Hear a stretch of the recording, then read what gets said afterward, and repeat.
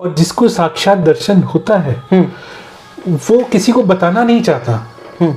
वो नहीं चाहता कि उसके लिए कोई मतलब है कि कोई उसको जाने कि उसने ईश्वर का दर्शन कर लिया है और वो महान हो गया, उसको मतलब नहीं है। मुट्ठी भर लोग हैं जो जिनको ईश्वर का साक्षात्कार हुआ है। वहाँ पे स्वार्थ खत्म हो जाता है, वहाँ पे ईश्वर की प्राप्ति हो जाती है।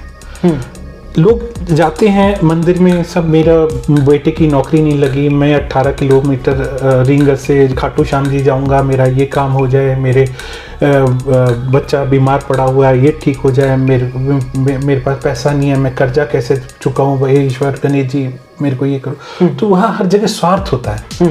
स्वार्थ के अंदर, और भक्ति में स्वार्थ नहीं होता। जी बिल्कुल। तो भक्ति भाव के अंदर कोई है और अपने आनंद में है तो उसको लोग मेंटली रिटार्डेड बोल देते हैं। सही बात है। ठीक है ना। 2002 से 2024 हो गया है और अब 22 साल बाद मैं उसकी बातें आपके सामने रख रहा हूँ क्योंकि मुझे ऐसा लगता है कि एक तो शायद ईश्वर चाहता है, मेरी जिन माता का मुझे दर्शन हुआ वही चाहती हैं कि ये बात सामने आए। तो ये मेरे को क्लियर था कि जो मुझे माँ का दर्शन हो रहा है ये दुर्गा माँ का दर्शन हो रहा है। ये मैं देख रहा था कि जो मेरे सामने देवी है ये दुर्गा माता है। अच्छा। आप देख रहे हैं हरियाणा 36 लाइव, 36 बिरादरी की आवाज। इस कार्यक्रम में मौजूद व्यक्तियों की राय उनकी व्यक्तिगत राय है, हरियाणा 36 लाइव की नहीं। हरियाणा 36 लाइव का मकसद किसी भी व्यक्ति की छवि को धूमिल करना या निंदा करना नहीं, बल्कि समाज में जागरूकता फैलाना है। चैनल का मकसद किसी भी पाखंड को बढ़ावा देना व किसी भी धर्म को ठेस पहुंचाना नहीं है। भाई सभी दर्शकों को मेरा नमस्कार। मैं आशीष सांगवान हरियाणा 36 लाइव चैनल पर आपका स्वागत करता हूं। दोस्तों, अलग अलग समय पर हम आपको पुनर्जन्म की सच्ची घटना और मृत्यु के नज़दीक का सफ़र या फिर लाइफ आफ्टर डेथ, मृत्यु के बाद का आत्मा को जो सफ़र होता है वो कैसा रहता है, इस बीच हम आपको पॉजिटिव नेगेटिव एनर्जी की घटनाएं और जिन लोगों ने भगवान के साक्षात दर्शन किए हैं, बहुत ही कम लोगों को होते हैं। दोस्तों, कलयुग है और कलयुग में भी ऐसे ऐसे लोग हैं जिनको भगवान साक्षात दर्शन देते हैं। कुछ लोग इन चीज़ों को मानते हैं, कुछ लोग नहीं मानते, लेकिन एक ऐसी ही सच्ची घटना अभी फ़िलहाल मैं पिंक सिटी जयपुर में मौजूद हूँ और अभिषेक जी हमारे साथ हैं। सबसे पहले अभिषेक जी आपका स्वागत है हमारे चैनल पे। सभी श्रोताओं को मेरा नमस्कार जी। अच्छा अभिषेक जी, आपने बताया कि आपके साथ एक घटनाक्रम हुआ, घटना घटी आपके साथ। जी जी। तो कौन से देवी देवता के दर्शन आपको हुए थे?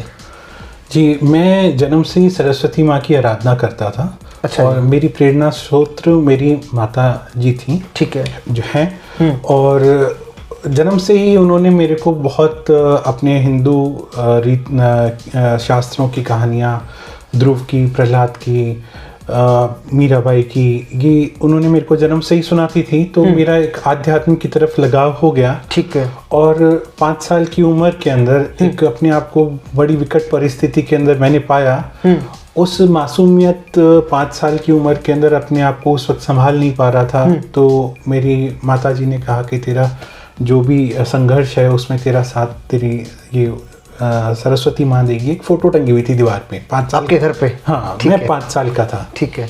तो उन्होंने बोला जैसे ध्रुव को जंगल के अंदर एक पैर में खड़ा होकर के और विष्णु भगवान की प्राप्ति हुई, तो अगर तुम भी अपना सारा फेथ माता पे छोड़ दोगे तो वो माता तुम्हारा ध्यान रखेगी। ठीक है। तो उस मासूमियत में 5 साल के बच्चे के अंदर अपने आप को जब एक चक्रव्यूह जैसी स्थिति में पाया जिसमें निकलने का कोई रास्ता नहीं था, तो मैंने भी ये मान लिया कि भाई मेरे लिए आगे पीछे जो भी है वो ये माता ही है, ये माता ही मेरा ध्यान रखेंगी। और उस मासूम, उस नन्ही उम्र के अंदर मैंने ये विश्वास कर लिया कि मेरे साथ स्कूल भी माता ही जा रही हैं, मेरे साथ बैठी भी माता ही हैं, मेरे जूतों के फीते भी माता ही बांध रही हैं। अच्छा, आप ऐसा महसूस करते थे? ऐसा अपने आप में धारण कर लिया कि माता ही मेरा ध्यान रख रही हैं, वही मेरे साथ 24 घंटे चल रही हैं। और वो मेरे साथ में मेरे को 24 घंटे बच्चे खेलते हैं आपस में, कई तरह के मनोरंजन करते हैं और मेरा पूरा आध्यात्म के अंदर ही माता के भाव में ही जीवन वहाँ से स्टार्ट होता रहा। तो धीरे धीरे एक स्टेज ऐसी आ गई कि बात मैं आपसे कर रहा हूँ लेकिन सांस सांस के अंदर जो जाती हुई और आती हुई सांस है उसके अंदर भी सिमरन माता का ही है। अच्छा। मैं उसको एक्सप्लेन नहीं कर सकता क्योंकि ऐसा बहुत दुर्लभ होता है। अपन थोड़ी देर पहले बैठे थे अलग से, तब आपने मेरे को ये कहा था कि अभिषेक जी ये बताइए कि इतने दुनिया में लोग हैं, सबको तो दर्शन नहीं होते, तो आप ही को क्यों हुए? हाँ, रीजन तो होता है। रीजन तो होता है।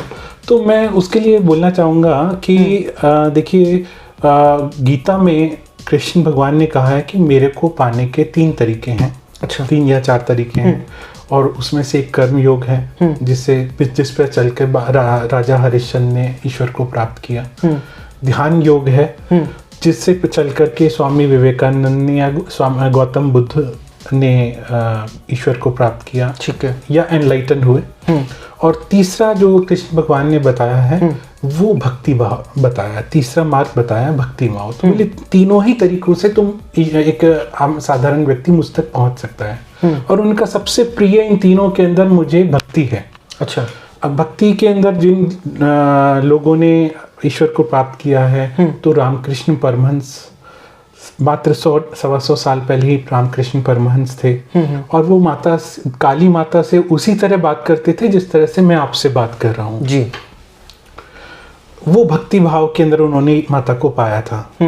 उसी तरह से 400 साल पीछे जाएं तो मीराबाई ने कृष्ण को पाया था। ठीक बात है। तो मेरा जब जन्म से जब मैं माता की आराधना करता रहा, तो एक स्टेज ऐसी आ गई जिसके अंदर मुझे ईश्वर से कुछ नहीं चाहिए था। अब आप कहेंगे सबको तो भगवान नहीं मिलते, आप ही को क्यों मिला? जी जी बिल्कुल। तो वहां जहाँ पे स्वार्थ खत्म हो जाता है, वहां पे ईश्वर की प्राप्ति हो जाती है।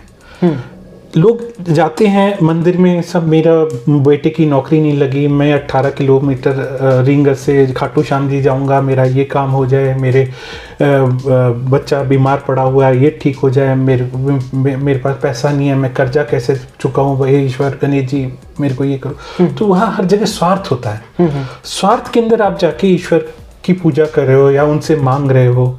लोग कहते हैं कि भाई अपने ईश्वर पिता ही है, अपने पिता से नहीं मांगेंगे तो किससे मांगेंगे? और ऐसा नहीं है कि ईश्वर आप जो मांगते हैं वो पूरा नहीं करता है, लेकिन इस स्वार्थ से ऊपर भी उठ करके एक भक्ति होती है, और भक्ति में स्वार्थ नहीं होता। जी बिल्कुल। तो जो मैं जन्म से और बढ़ती उम्र के साथ में जब टीनेज में आया, तो मैं 24 घंटे माता की भक्ति में विलीन हो गया, और उस ऐसी भक्ति थी जिसके अंदर मैं अपने लिए कुछ मांगता ही नहीं था, मैं आनंदित हो गया। अच्छा। मैं आनंदित हो गया उस भक्ति भाव के अंदर। मुझे ईश्वर से कुछ नहीं चाहिए था, बस मुझे माता से प्यार, मैं माता के चरणों के अंदर मेरा बस प्यार था। ठीक है। हर वक्त में मेरे को माता का चेहरा मुस्कुराता हुआ मेरी नज़रों में रहता, मेरे ध्यान में रहता, और चलते बैठते उठते, है ना, मैं अगर कोई 2 व्हीलर भी चला रहा होता, सरस्वती माता का, तो मैं जब भी 2 व्हीलर भी चला रहा होता तो मेरे को यही लगता कि मैं पीछे मेरे माता बैठी हुई हैं। अच्छा। तो ये चीज़ मैं किसी को समझा नहीं सकता, क्योंकि संसार वैसा बना नहीं है जी, और वैसी फ्रेम ऑफ माइंड में आप रहें तो आप संसार के अंदर जी नहीं सकते। ना संसार ने मीराबाई को जीने दिया, और ना भक्ति भाव के अंदर कोई है और अपने आनंद में है तो उसको लोग मेंटली रिटार्डेड बोल देते हैं। सही बात है। ठीक है ना। तो ईश्वर में जो दीवाना हो जाता है वो एक गीत है भगवान का, तेरे प्यार में इतना खो जाऊं कि पागल समझे संसार मुझे। तो वो पागलपन की हद तक जब आप ईश्वर को प्यार करने लग जाते हो निस्वार्थ भाव से, तो वो एक जो पर्दा है इंसान और ईश्वर के बीच में, जिस पार आप देख नहीं पाते हो, वो पर्दा हट जाता है और आप उस ईश्वर के साक्षात दर्शन कर लेते हो। और जिसको साक्षात दर्शन होता है वो किसी को बताना नहीं चाहता। वो नहीं चाहता कि उसके लिए कोई मतलब है कि कोई उसको जाने कि उसने ईश्वर का दर्शन कर लिया है और वो महान हो गया, उसको मतलब नहीं है उसको वो। और जिन लोगों को आज करीब 800 करोड़ पूरे संसार की पॉपुलेशन है, उस 800 करोड़ की पॉपुलेशन के अंदर मुट्ठी भर लोग हैं जो जिनको ईश्वर का साक्षात्कार हुआ है। उन लोगों को आके किसी को बताने की जरूरत नहीं है। कि मेरे को ईश्वर का दर्शन हुआ है, उनके लिए दुनिया इरेलेवेंट है। उनके लिए प्राइम मिनिस्टर ऑफ इंडिया या prime minister of America, president of America उनके लिए इरेलेवेंट है। उनके लिए बड़े से बड़े पूंजीपति से उनको कोई मतलब नहीं है। उनको वो मिल गया जो किसी को नहीं मिलता।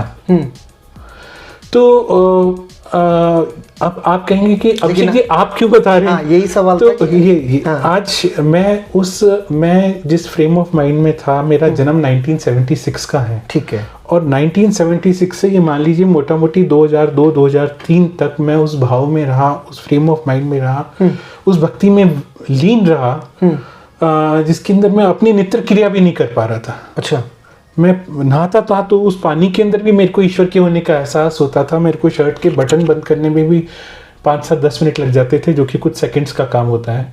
मेरे बाल बिखरे होते थे और मैं बाल नहीं बना पाता था। मेरी जूतों की लेस खुली होती थी और मैं जूतों की लेस बांध नहीं पाता था, क्योंकि मैं एक अलग ही दुनिया, अलग ही उसमें था। और तो मेरे को उस भाव में जब दर्शन हुआ तो मैंने ताकि किसी को नहीं बताया। 2002 के अंदर मेरी माँ मेरे लिए मेरा ईश्वर का इस धरती के ऊपर, अगर मैं प्रत्यक्ष रूप में सोचूं कि ईश्वर कहाँ है, तो मेरी माँ के अंदर मुझे लगता है कि वो ईश्वर स्वरूप है। मैंने ये बात मेरी माँ को भी नहीं बताई, मेरी माता जी को भी उस वक्त नहीं बताई कि मेरे को आज तो माता का दर्शन हो गया, क्योंकि मेरे लिए वो बताना कि वो जरूरत ही नहीं थी। वो मेरे लिए बहुत रूटीन बात थी उस टाइम के ऊपर। 2002 के अंदर ईश्वर मेरे को वापस से एक क्या बोलूँ, वापस संसारिक जीवन में लाया, और उस फ्रेम ऑफ माइंड से मैं निकल करके और एक आम साधारण इंसान की तरह वापस मैं दिनचर्या के अंदर और अपने नित्य क्रिया करने लगा। धीरे धीरे धीरे वो एक बहुत ग्रेजुअल प्रोसेस था। वो एक दिन में नहीं हुआ कि आज ऐसा और कल ऐसा हो गया। बहुत धीरे धीरे वो एक प्रोसेस चेंज हुआ, ताकि मैं किसी दिन शायद मैं तो संत बन करके, साधु बन करके, घर परिवार छोड़ करके और ईश्वर के लिए निकल जाना चाहता था भक्ति के अंदर। लेकिन मेरी डेस्टिनी के अंदर ईश्वर ने ये लिख दिया था कि मेरे को घर परिवार बसाना है, मेरी गृहस्थी बसनी है, मेरे को इस समाज के अंदर आके अपने परिवार को पालने के लिए जो भी व्यापार करना है, नौकरी करनी है, वो करनी है। और उस फ्रेम ऑफ माइंड में रह करके मैं नहीं कर सकता था। तो आज जिस फ्रेम ऑफ माइंड में मैं हूँ, मैं अपना काम बहुत अच्छे से कर पा रहा हूँ और आप ही की तरह मैं भी जीवन व्यतीत कर रहा हूँ। आज 2002 से 2024 हो गया है और अब 22 साल बाद मैं उसकी बातें आपके सामने रख रहा हूँ, क्योंकि मुझे ऐसा लगता है कि एक तो शायद ईश्वर चाहता है, मेरी जिन माता का मुझे दर्शन हुआ वही चाहती हैं कि ये बात सामने आए। और उसका कारण यह है कि हजारों लाखों लोग जो शायद इस वीडियो को कभी देखें, उनमें से ज्यादातर लोग ये सोचेंगे कि मनगढ़ंत कहानी है या बना के बोली जा रही है, लेकिन उसी पब्लिक में से 2, 5, 10 ऐसे जने हैं जिनके लिए प्रेरणा स्रोत हो सकता है, जिनके लिए मेरी बात इंस्पायर कर सकती है।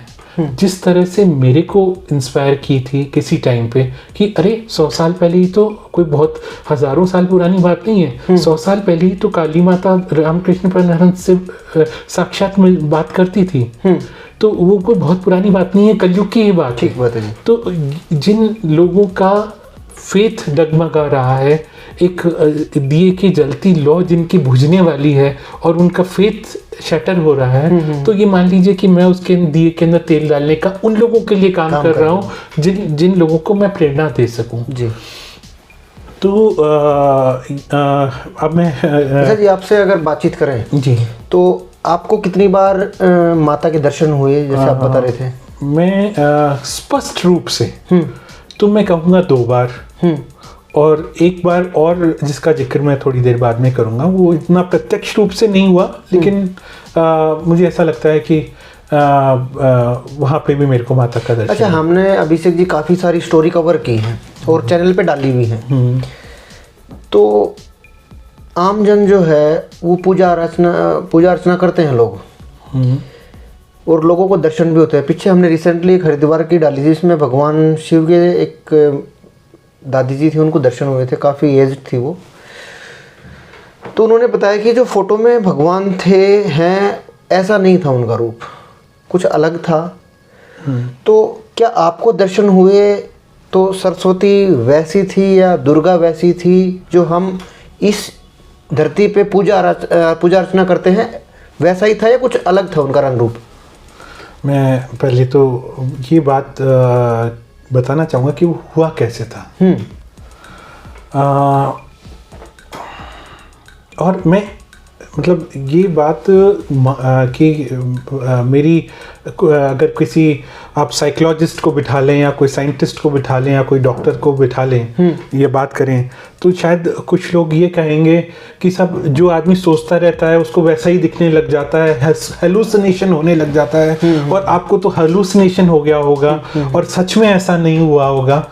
तो मैं इसके बारे में आपको बताना चाहूँगा कि सन 2000 के आसपास जब वो मेरी चरम सीमा थी मेरी भक्ति की, या मान लीजिए मेरे को उसका फल जीवन का मिलना था उस टाइम के ऊपर, तो उस वक्त एक तरह से मैं ईश्वर के अंदर रात को अगर 2 बजे भी आप मेरे को उठा के बोले तो उसके टाइम पे भी मेरा नींद के अंदर भी मेरा ईश्वर का ही स्मरण रहता था। और ऐसी फ्रेम ऑफ माइंड थी। और बात वहाँ से चालू करूँ कि एक बार क्या हुआ कि प्रूफ के साथ में कि ऐसा हुआ। तो जब पहला दर्शन हो चुका था मेरे को, पहला दर्शन कब हुआ जी स्टार्टिंग? ये सन 2000 के आसपास हुआ मेरे को, 2000 के आसपास हुआ। तो 2000 के आसपास दर्शन होने के कुछ महीने बाद में, और मैं दर्शन पे आऊँगा हुआ क्या था, मैंने क्या स्थिति में था। तो मेरी मनोदशा ऐसी थी कि मैं किसी से ठीक से बात भी नहीं कर पाता था, जैसे मैंने बताया शर्ट के बटन बंद नहीं कर पाता, शू की लेस नहीं बांध पाता था, सर में कंघी नहीं कर पाता था ठीक से। अगर मेरे ये बोलिए कि अगर मेरे कपड़ों के ऊपर कुछ मेरे हाथ कांपते थे और मेरे कपड़ों के ऊपर अगर कुछ सब्जी गिर जाती थी तो मुझे ये होश नहीं होता था कि मेरे को दुनिया देखेगी, और मैं बस उसी भाव के अंदर घूमता रहता था। यानी कि बाहरी जो दुनिया उससे कुछ मेरे को कोई लेना देना नहीं था। और मैं ऐसे फ्रेम ऑफ माइंड के अंदर इंडिया के टॉप MBA स्कूल के अंदर पहुंच गया था। तो IMT गाजियाबाद से मैं मेरा MBA कर रहा था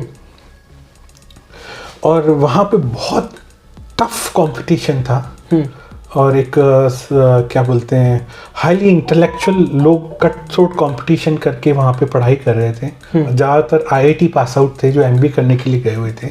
और उस फ्रेम ऑफ माइंड में मैं उस कैंपस के अंदर एक लॉस्ट दिखता था कि इसके साथ कोई ना कोई प्रॉब्लम है, ऐसा लोग सोचते थे कि पता नहीं क्या बात है इसके साथ, तो मेंटली प्रॉब्लम हाँ, लेकिन कोई मेरे को समझ नहीं पा रहा था कि मैं कहाँ ईश्वर में एकाकार हो रहा हूँ। और वहाँ कोई उस फ्रेम ऑफ माइंड में छोड़िए कि अच्छे से अच्छा आदमी उसके एग्जाम्स को क्लियर नहीं कर सकता था। मैं तो ऐसी फ्रेम ऑफ माइंड में था। तो जब ऐसी फ्रेम ऑफ माइंड में एक बार मैं मेरे घर आया तो एक संत थे, योगेश जी उनका नाम था। अच्छा। उनके पास कुछ ऐसी सिद्धियां थी कि वो ये जान लेते थे कि आप क्या सोच रहे हैं। मतलब क्या आप आपसे कहेंगे कि आप कोई नंबर सोचिए, आपने कहा कि भाई मैंने अपने मन में आपने 15 सोच लिया, वो बता देंगे आपने 15 सोचा है। आप कोई कलर सोचिए, उनके कुछ इस तरह की सिद्धियां थी। ये बागेश्वर वाले उस टाइप की कुछ सिद्धियां थी उनके पास, मुझे कुछ इस बारे में जानकारी नहीं थी।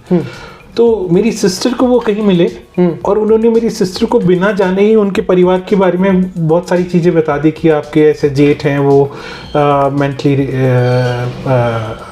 थोड़ी से प्रॉब्लम पोजीशन के अंदर हैं और आपके इस तरह से। तो वो बड़ी शॉक हो गई कि ये इनको कैसे मालूम, मैं तो इन्हों जानती नहीं हूँ। और वो अलवर में थी और उन्होंने उस वक्त मेरी सिस्टर को कहा कि मैं आपके छोटे भाई से मिलना चाहता हूँ। आपके बारे में कहा? हाँ, जब मैं उनको नहीं जानता, मेरी सिस्टर उनको नहीं जानती, वो मेरी सिस्टर को नहीं जानते, अचानक ही रोड के ऊपर मिले और बोली मैं आपके छोटे भाई से मिलना चाहता हूँ। तो मैं IMT गाजियाबाद से घर आया हुआ था और उस लॉस्ट फ्रेम ऑफ माइंड में था जब 24 घंटे में माता का सिमरन चलता रहता था मेरे अंदर। और जब मैं वहाँ पे आया तो मुझे बुलाया गया कि भाई वो आपको बुला रहे हैं नीचे। और आशीष जी। तो जब मैं वहाँ पे गया तो मैं जो रूम था, हमारा ड्राइंग रूम था, उसमें एक तरफ मेरे दादाजी बैठे हुए थे, साथ में उनके वो योगेश जी जो संत थे वो बैठे हुए थे, साइड में मेरे पापा बैठे हुए थे, ठीक है। और उनके ठीक सामने ऐसे कुर्सी के ऊपर 8-10 फुट की डिस्टेंस पे मैं आके बैठ गया। जब मैं उनके पास में आके सामने आके बैठ गया तो 7-8-10 मिनट तक साइलेंस, कोई कुछ नहीं बोला, वो मेरे को देखते रहे। तो जब मेरे को वो देखते रहे, और मैं उस वक्त मेरी उम्र रही होगी 22-24 साल, 2001 की बात होगी, और मैं तो मैंने सोचा कि ये शायद मेरे को हिप्नोटाइज करना चाह रहे हैं। अच्छा, है ना, इनके बारे में ऐसा कुछ सुना था, मेरी सिस्टर को ऐसा बोल रहे थे, तो ये शायद मेरे को मेरी भक्ति को ले जाएंगे मेरे अंदर से, भय था आपके अंदर। हाँ। तो मैंने सोचा कि ये हिप्नोटाइज कर लेंगे मेरे को, तो मैं मेरी पलकें झपकाने लग गया कि मैं पलकें झपका तो मेरे को हिप्नोटाइज नहीं कर पाएंगे। तो अब मैं एकदम, ये मेरे को क्यों देखे जा रहे हैं। फिर अचानक से वो खड़े हुए, और खड़े हुए और मेरे पास आए, मेरे को उन्होंने उठाया और मेरे को गले से लगा लिया सीने से। उनके दोनों हाथ एकदम आइस कोल्ड, बर्फ, मतलब मेरी पीठ पे जो उनका हाथ लगा तो ऐसा था जैसे बर्फ कोई छू रहा है मेरे को। और उन्होंने मेरे को गले से लगाया और वो वापस जाके बैठ गया, उनके 10 फीट सामने मैं बैठ गया। फिर उन्होंने बोलना चालू किया। अच्छा। और उन्होंने जो बोला,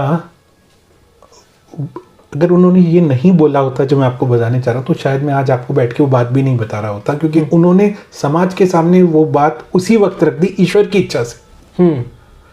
इसीलिए आज मैं 22 साल बाद वो आपको बात बोल रहा हूँ, क्योंकि ईश्वर की इच्छा थी उस टाइम। ठीक बात है जी। तो उन्होंने मेरे को ये बोला कि आपको माता का दर्शन हो चुका है, और आपको पूर्ण श्रृंगारित रूप में माता का दर्शन हुआ है।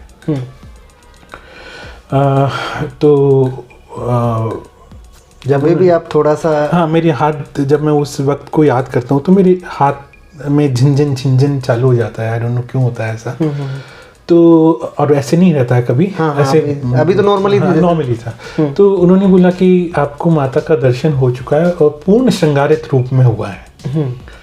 और अभी जब आप चल के आ रहे थे, मेरे को उन्होंने बोला, जब आप इस कमरे के अंदर एंटर हुए हैं, जब चल के आ रहे थे, तो आपके साथ में माता चल के आ रही थी। अच्छा जी। हाँ।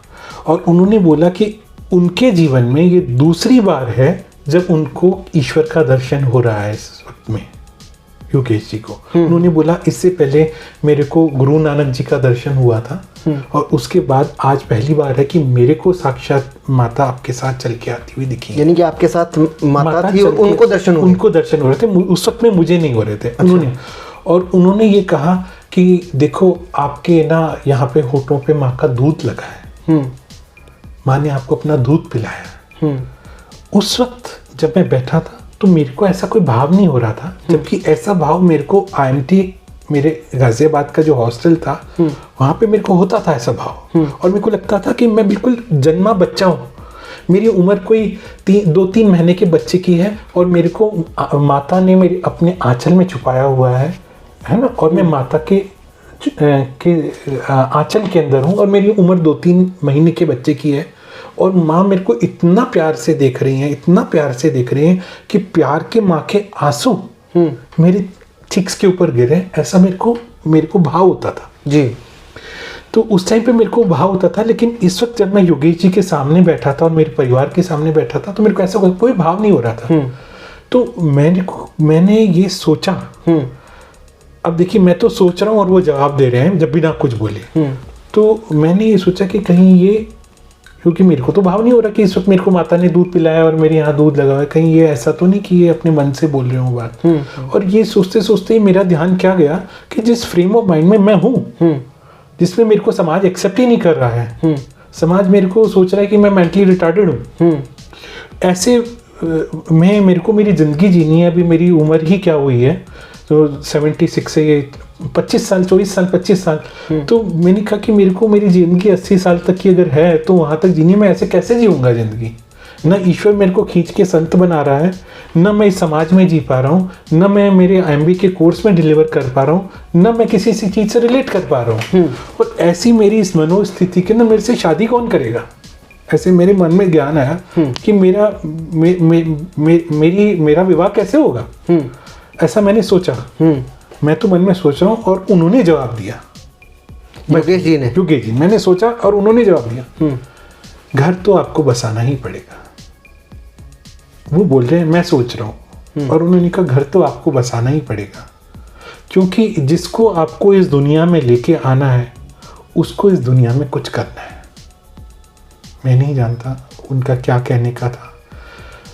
और फिर से बताओगे क्या बोला जी? उन्होंने बोला कि घर तो आपको बसाना ही पड़ेगा, क्योंकि आप जिसको इस दुनिया में लेके आओगे उसको इस दुनिया में कुछ करना है।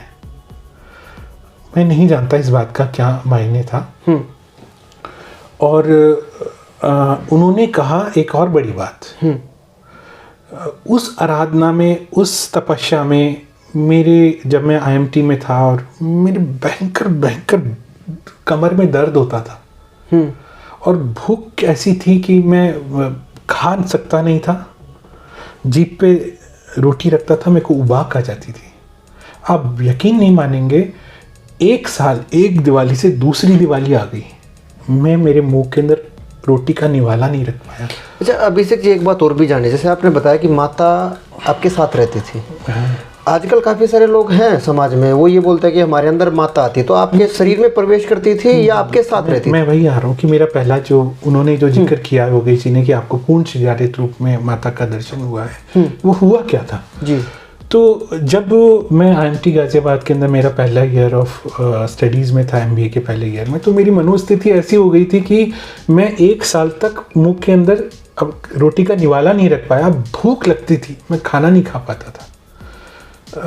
शायद मुझे कहना चाहिए, नहीं कहना चाहिए, मैं एक साल तक उठ करके तरीके से ब्रश नहीं कर पाया। एक साल तक, एक दिवाली से दूसरी दिवाली, इतना ज़्यादा लीन था ईश्वर की आराधना में, शरीर में जान नहीं थी, रोटी मुंह में खा नहीं पा रहा था। और ऐसी मनोस्थिति के अंदर मैं मेरे हॉस्टल के अंदर मेरे फाइनल एग्ज़ाम थे और मेरे को कुछ भी 7 पेपर होने वाले थे मेरे, और 5-7 दिन पहले मेरे को कुछ भी नहीं आता था, कुछ भी नहीं आता था। बहुत टफ पढ़ाई थी, बहुत टफ पढ़ाई थी, तो मैं कुछ लिख ही नहीं सकता था। मैं अगर लिखना भी चाहता तो सिर्फ लिखते निकलते थे, मेरे हाथ कांपते थे, और कुछ राइटिंग ऐसी होती थी स्क्रिबल जैसी कि कोई पढ़ ही नहीं सकता मैं लिख क्या रहा हूँ। मैं उस मनोदशा में ही नहीं था जी। तो जब ऐसी स्थिति के अंदर एकदम निढाल अवस्था के अंदर मैं मेरे रूम में पड़ा हुआ था, मेरे रूम के अंदर मैं लेटा हुआ था, तो अच्छा, जीवन में पूरा जीवन मैंने आराधना की सरस्वती माता की। मुझे नहीं मालूम ऐसा क्यों हुआ। कहते हैं कि दुर्गा माता जो हैं वो सरस्वती, लक्ष्मी और काली का मिश्रित स्वरूप है, अवतार। हाँ, उन तीनों की ही एनर्जी से दुर्गा माता का अवतार हुआ था। और इसके पीछे क्या कारण है मुझे नहीं मालूम, लेकिन मेरे जो हॉस्टल का रूम था उसका कोई भी नहीं था मेरे हॉस्टल के अंदर, मेरा रूममेट भी नहीं था। और मेरी जो स्थिति थी उसके अंदर एकदम मेरे को प्रत्यक्ष रूप से दुर्गा माता प्रकट हुई। मुश्किल से 3 फीट की दूरी पे मैं पलंग पे बिल्कुल ऑलमोस्ट एक बिना जान के निढाल शरीर में पड़ा हुआ था, और मेरे को माता प्रत्यक्ष रूप से मेरी साक्षात। ये टाइमिंग क्या थी जी आपकी? मेरे को बिल्कुल भी याद नहीं है इस वक्त में। आपको एक बात और बताऊं कि कहते हैं कि यशोदा मैया ने कृष्ण भगवान का मुंह में खोल बोला, तुमने मिट्टी खाई है, मुंह खोलो। और कृष्ण भगवान ने जब मुंह खोला तो उनको तीनों लोक ब्रह्मांड पूरा अपने मुंह में दिखा दिया, और फिर क्षण भर बाद ही यशोदा मैया को सब कुछ भुला दिया। फिर वो स्मरण नहीं कर पाई उन्होंने क्या देखा, पर उनको इतना मालूम है कि मैंने पूरा ब्रह्मांड उनके मुख में देखा था। तो मैं आपको, अगर आज आप मेरे से पूछें कि माता ने क्या हाथ में त्रिशूल था, क्या माता के हाथ में 6 हाथ थे, क्या माता के हाथ में चक्र था, क्या माता के हाथ में क्या कुंडल पहने हुए थे, क्या माता क्या साथ में क्या कैसी दिखती थी, मैं आपको इसके बारे में कोई बयान नहीं कर सकता, क्योंकि वो जो दर्शन हुआ मेरे को पूरा, उसके मिनट्स बाद में जैसे ही, अच्छा, उसके बाद मेरे में शरीर में इतनी भी जान नहीं थी कि मैं उठ के खड़ा हो पाता, बैठ पाता और माता के चरणों में गिर जाता। माता के दर्शन के बाद में मेरे धीरे धीरे, जैसे किसी ने मरते हुए, प्यास से मरते हुए आदमी के मुंह में किसी ने एक बूंद पानी डाला हो और उसको धीरे धीरे जान आती है, ऐसे मेरे अंदर जान आई। और उसके बाद भी मेरे अंदर ये नहीं कि एकदम स्फूर्ति आ गई और एकदम से मैं खड़ा होके और एकदम एग्ज़ाम को क्लियर करके अव्वल आ गया, ऐसा नहीं हुआ। लेकिन और ना ही मैंने मेरे फ़ोन करके गाज़ियाबाद से मम्मी को कहा कि आज तो मेरे को माता का दर्शन हो गया। मेरे लिए वो रेलेवेंट ही नहीं था, मैं तो माँ के भाव में एकदम एकाकार था मेरा। ठीक है। तो ऐसी स्थिति के अंदर दर्शन हुआ। वो 5-7 दिन बाद मेरे एग्ज़ाम चालू हुए और सारे एग्ज़ाम, टाइमिंग आपसे जान सके दर्शन बिल्कुल भी मुझे ध्यान नहीं है कि क्या टाइमिंग था, पर क्या टाइमिंग था, क्या दिन था, क्या तारीख थी, मुझे बिल्कुल भी याद नहीं है। वो उस वक्त मेरे लिए वो रेलेवेंट ही नहीं था कि मैं उसको कहीं लिखता कि आज ऐसा हुआ, मेरे लिए वो रेलेवेंस ही नहीं थी। फिर वही बात, अच्छा ये मैं उस भाव के अंदर, उस भाव में नहीं, उस जगह में जहाँ पे था और जो मेरे को दर्शन हुआ, तो ये मेरे को क्लियर था कि जो मुझे माँ का दर्शन हो रहा है ये दुर्गा माँ का दर्शन हो रहा है। ये मैं देख रहा था कि जो मेरे सामने देवी है ये दुर्गा माता है। अच्छा, ये मैं देख पा रहा था कि दुर्गा माता का दर्शन हो रहा है। तो वो दर्शन मेरे को पहली बार। अच्छा, आपसे उनकी कुछ बातचीत भी हुई थी, जैसे कुछ नहीं, उन्होंने आपको कुछ बोला हो? देखिए मैं ऐसा सहस्त्रों बार हुआ उन दिनों में, आज ऐसा नहीं होता है। और मैं ये समझ ही नहीं पाया कि भाई मैंने पूरा जीवन हर सांस के अंदर सरस्वती माँ को बसाया और मुझे दुर्गा माँ का दर्शन क्यों हुआ। हाँ, जो आप मेरे से पूछ रहे थे कि कुछ बातचीत भी हुई, तो बातचीत उन दिनों के अंदर कई बार ऐसा हुआ कि मैं वो जान लेता था कि माँ ने मेरे से क्या कहा है, मैं उसको आज बयान नहीं कर सकता, और वो साइकोलॉजी नहीं थी। माता के मंदिर के अंदर माता की मूर्ति जिनकी मैं आराधना करता था, वहाँ जाके जब कई बार मैं खड़ा होता था तो मुझे ये मालूम पड़ जाता था कि माता मेरे से क्या कह रही है। अच्छा, और वो मेरा वहम नहीं होता था। अगर मैं दिल्ली के अंदर एक मंदिर था, कस्तूरबा गांधी मार्ग है कनॉट प्लेस के पास में, उसके पास में भाई हाउस है। अच्छा, भाई हाउस के ठीक सामने उस जमाने में एक मंदिर हुआ करता था, और उस मंदिर के अंदर ही मैं अपना ज़्यादातर टाइम उस मंदिर में ही निकालता था। कई दिनों तक उस मंदिर की फर्श पे ठंड में, दिसंबर की ठंड में भी ज़मीन पे सोता रहता था और 24 घंटे माँ का ध्यान करता रहता था। प्रेम के आंसू मेरी आंखों से श्रद्धा की धार बहती थी, और मुझे ये कोई मतलब ही नहीं होता कि मुझे कोई देख कर के क्या कहेगा कि ये क्यों माता की से लिपट के इसकी आंखों के अंदर से इतनी अश्रुधार निकल रही है। तो वहाँ पे जब मैं जाता था तो मेरे को ये फील नहीं होता था, मुझे मालूम पड़ता था कि माँ मेरे से क्या कह रही है, और मैं उनसे संवाद कर पाता था, जिसको कानों से नहीं सुना जा सकता, लेकिन वो मेरे अंदर के अंदर उनकी आवाज़ आती थी और मैं उनसे कम्युनिकेट कर पाता था। वो मेरे क्या बातें करते थे? तो जैसे मतलब कई बार हुआ, मानते हैं मेरे को बोला कि मुझे हाथ के कंगन चाहिए, चूड़ियाँ चाहिए। तो उस ज़माने में, उस टाइम में मेरे आँखों के सामने, खुली आँखों में, सोते हुए में नहीं, खुली आँखों में मेरे को दृश्य आ जाता था कि जो माता चूड़ी मांग रही हैं वो यहाँ से 3 किलोमीटर दूर कनॉट प्लेस के पास एक हनुमान मंदिर है, वहाँ पे एक चूड़ी मार्केट है, और वहाँ पे इस साइड के ऊपर ये चूड़ियाँ रखी हुई हैं, जिसके अंदर सफ़ेद चूड़ियाँ हैं और हरे और लाल उसके अंदर डॉट्स हैं। तो वो चूड़ियाँ वहाँ पे रखी हुई हैं। मेरे अंदर भूखा पेट था, चलने की ताकत नहीं थी। मतलब ये हो जाता था कि वही लेनी है। हाँ, वो दृश्य पूरा मेरे आंखों के सामने वैसे ही चल जाता था जैसे आप पिक्चर में टीवी देख रहे हैं, और आपको तो मेरे आंखों के सामने उधर से चल जैसे माता आपको ये बोलती थी कि मेरे को चूड़ियाँ चाहिए। हाँ, और तो वो चूड़ियाँ आपको मार्केट में दिख जाती थी कि मेरे को दिख जाती थी कि कहाँ पे उस मार्केट के अंदर वो दुकान है, और उस दुकान के ऊपर किस हाइट के ऊपर वो चूड़ियाँ रखी हुई हैं।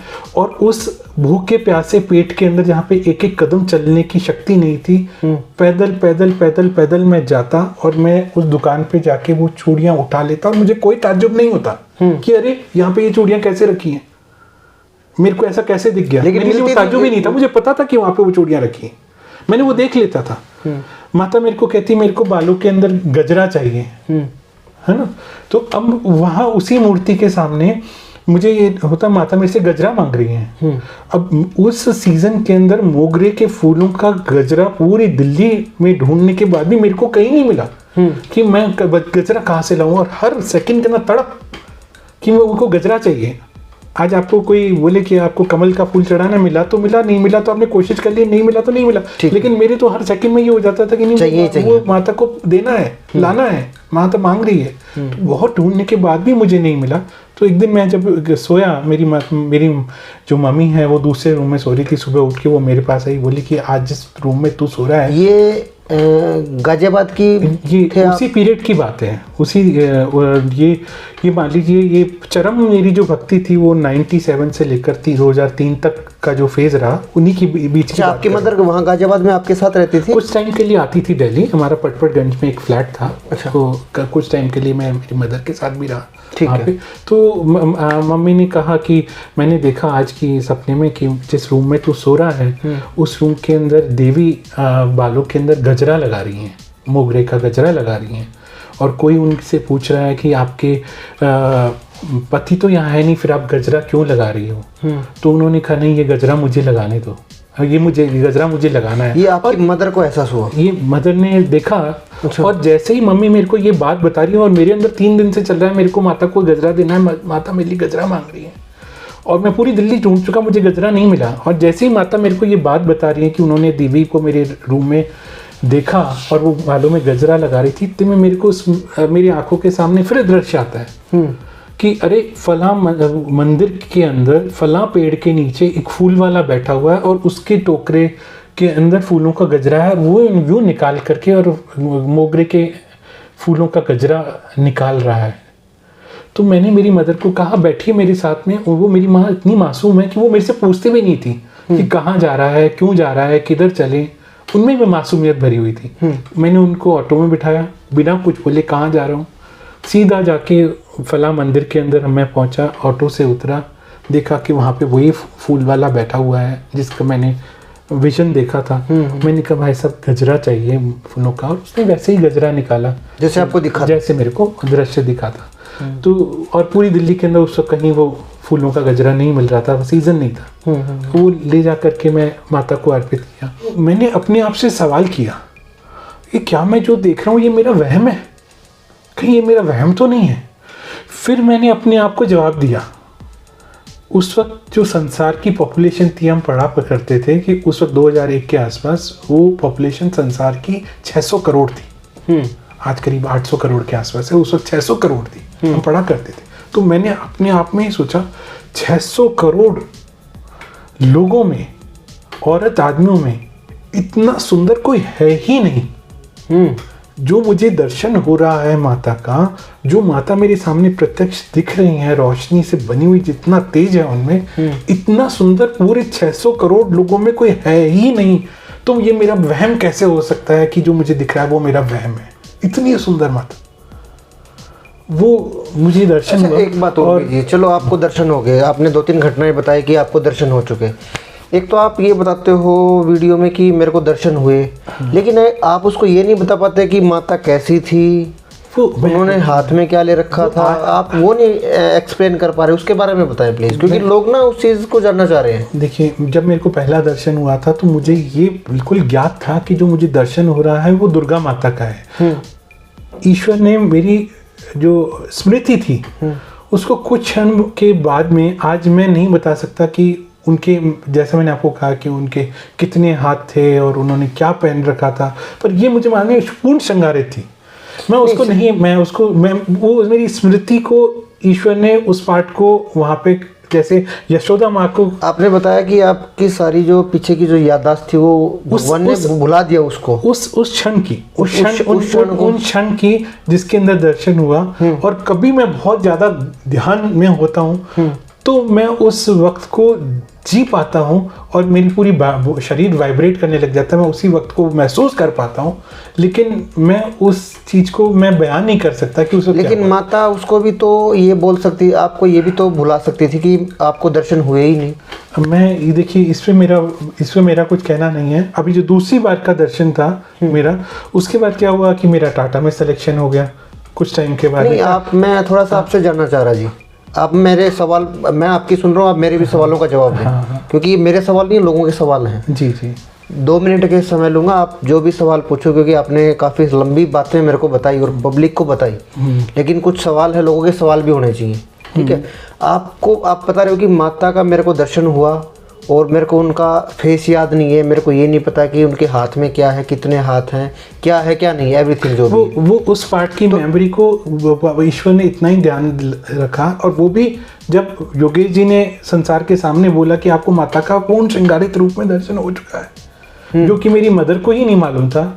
तो क्या आप ये भी बुला सकती थी माता? बिल्कुल यही मैं आपको बताऊंगा कि जैसे अपने वेदों में लिखा हुआ है। आप मेरी बातों को नहीं समझ रहे जी अभिषेक जी। मैं आपसे ये जानना चाह रहा हूँ, आपको बताया, आप बता रहे हो कि मेरे को माता के दर्शन हुए, लेकिन मेरे को याद नहीं है कुछ, तो माता ये भी बुला सकती थी कि आपको दर्शन ही नहीं हुए, ये भी तो भूल सकते थे आप, ये भी तो बुला सकती थी माता। अब देखिए, ये मेरे किस जन्मों के कर्म थे कि जिनके कारण मेरे को दर्शन हुआ, ये तो मुझे नहीं मालूम है।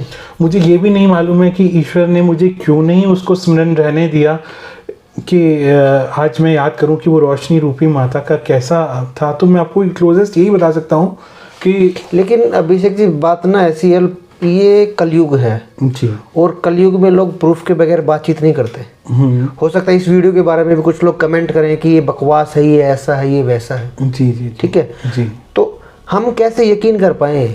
मेरे मन में भी एक सवाल है, खुद मेरे पर्सनली मेरे मन में सवाल है कि आपको सारी चीज़ें याद है, लेकिन ये याद नहीं कि माता के दर्शन हुए तब वो उनका स्वरूप कैसा था, उनका श्रृंगार कैसा। आप बता रहे हो कि वो हंस रही थी, उनका चेहरा मतलब स्माइली फेस था जी, और श्रृंगार में थी, लेकिन फिर भी आप नहीं बता पा रहे हो। भाई अब देखिए, जिस वक्त पहला दर्शन हुआ था उस वक्त बिल्कुल मैं एकदम घायल अवस्था में था, जिस आदमी ने 1 साल तक खाना ही नहीं खाया हो, जिसके शरीर में जान ही नहीं हो, जो उस अवस्था के अंदर था। तो मेरे में तो इतनी भी ताकत नहीं कि तुरंत उठ के माता के चरणों में गिर जाऊं। तो मैं नहीं बता सकता कि उन्होंने कान में कैसे कुंडल पहन रखे थे, क्योंकि मेरा वो भाव ही नहीं था कि मैं उनके कुंडल को देखूं या उनके वस्त्रों को देखूं। मैंने माता को देखा प्रत्यक्ष में, मेरे लिए बस वही था। और मैं ये कहना चाहूँगा, जैसे कृष्ण ने यशोदा को बुला दिया कुछ क्षण बाद ही, कि उन्होंने ब्रह्मांड को कैसे कृष्ण के मुंह के अंदर देखा, यशोदा मैया ने कहा कि भाई तुमने मिट्टी खाई है, मुंह खोलो। उन्होंने मुंह खोला और पूरा ब्रह्मांड उनको कृष्ण ने अपने मुंह में दिखा दिया, और कुछ क्षण बाद उनको बुला दिया कि उन्होंने देखा क्या है, पर उनको ये पता है कि मैंने इनके मुंह के अंदर ब्रह्मांड देखा है। अभिषेक जी, काफ़ी सारे लोग ऐसे हैं जो आज भी भगवान से बातचीत करना चाह रहे हैं, भगवान को देखना चाह रहे हैं, उनका आभास करना चाह रहे हैं। जी जी जी, मानते हो मेरी बात? जी। लेकिन उन लोगों को नहीं हो पाते हैं। जी, तो वही मैंने आपको बताया कि अगर वो करना चाहें तो आप बताया, जैसे वो पूछते भी है, कमेंट भी करेंगे कि इन्होंने जो माता की स्तुति की, माता का ध्यान किया, वो कैसे करते थे, आप एक बार प्लीज वो भी जरूर बताएं। मैं वही आपको बता रहा हूँ कि वो, और कम शब्दों में बताएं वो प्लीज। एक भक्ति भाव था, और भक्ति भाव वहाँ हो जाता है में जो एक पर्दा है ईश्वर और परमात्मा के बीच में। वो अभिषेक जी, आप बात नहीं समझ रहे हो। मैं ये जानना चाह रहा हूँ, जो आप क्रिया करते थे, वो क्रिया क्या थी? कोई मंत्र नहीं, कोई तंत्र नहीं, कोई जाप नहीं, प्रेम, ईश्वर के प्रति प्रेम। रामकृष्ण परमहंस ने कोई जाप करके काली माता के दर्शन नहीं किए, एक निस्वार्थ भाव से प्रेम, जिसमें आनंदित आदमी हो कि मुझे तुझसे कुछ नहीं चाहिए, बस मैं तुझे प्रेम करता हूँ। वो अगर इस संसार में 800 करोड़ में से जो लोग हैं, वो उनमें से कोई भी कर पाए, तो उसको भगवान के साक्षात दर्शन हो जाएंगे, जिसमें स्वार्थ ना हो, जिसमें ईश्वर को ही पाना चाहे और उसकी कोई इच्छा ना हो। अगर वहां पे जहां पे लोभ, क्रोध, मोह, छल, कपट, ईर्ष्या, ये सब खत्म हो जाती है और सिर्फ ईश्वर का ही स्मरण रह जाता है, और आप ईश्वर से कुछ नहीं चाहते, बस ईश्वर को आनंदित होकर प्रेम करना चाहते हैं। चलिए, बहुत बहुत धन्यवाद। आपका जो एक्सपीरियंस था, जो आपके साथ घटना घटी, उनका हमारे साथ और चैनल के साथ शेयर करने के लिए आपका बहुत बहुत धन्यवाद। लास्ट में 1 मिनट आपका लूँगा कि हमारी जो ऑडियंस है जी, 1 मिनट में, आधा मिनट में या 1 मिनट में, आप उनको क्या संदेश आप देना चाहोगे? देखिए, मैं आज के कलयुग के अंदर लोग ईश्वर से विश्वास खोते जा रहे हैं। और कैसे खोते जा रहे हैं? अभी मैं जयपुर आ रहा था तो रास्ते में लंबी लंबी लाइनें थी, ध्वजा लोगों ने उठा रखी थी।